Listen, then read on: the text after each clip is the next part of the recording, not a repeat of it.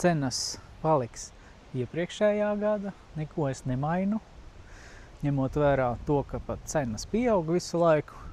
Šogad paliks viss pa vecām. Tad nu varu pastāstīt pa dienu.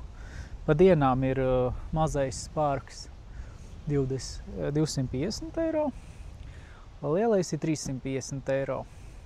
Nu, principā tur ir atkarīgs viss no jaudām, bet principā tur bija 300 eiro, 350, 450 lielais, mazais, 250, 300.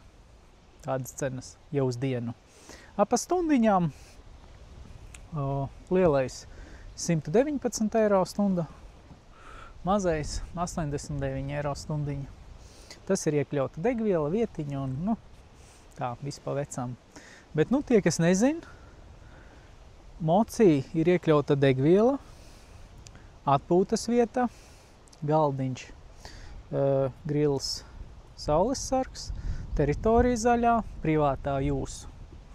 Un pat viens mocīts. Ja ņem divus mocīšus, viss ir tieši tas pats. Tā kā tā, tiksimies uz ūdens.